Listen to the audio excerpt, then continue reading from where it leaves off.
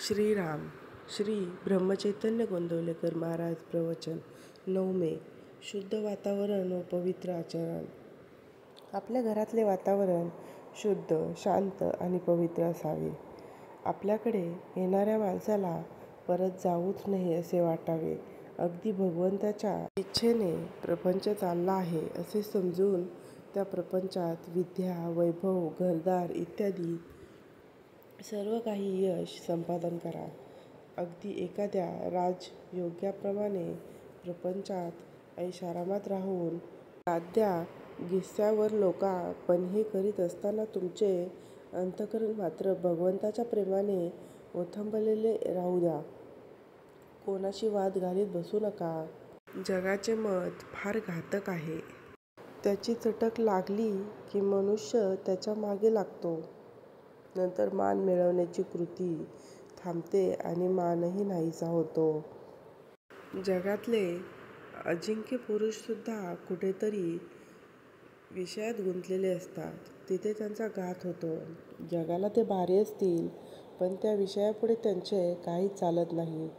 प्रेमात गुंतू नका तसे द्वेष-मत्सरातही गुंतू नका. दोन्ही सारखेच घातक आहेत. आपला प्रिय नातेवाईक मेला आणि आपण त्याच्यावर दावा लावला आहे. तो भाऊबंद मेला. दोघेही मेल्याचे सूतक सारखेच.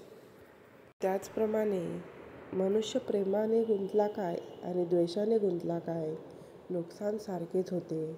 भगवंताचा विसर हा कोणत्याही कारणाने झाला तरी बरा नाही. मग प्रपंचात सुखसोयी असल्याने तो होवो किंवा प्रपंचात दुःख झाल्यामुळे होवो. ढोंग, बुवाबाजी इत्यादीच्या भानगडीत तुम्ही पडू नका. अगदी काहीही न केलेत तरी चालेल पण ढोंग मुळीच करू नका.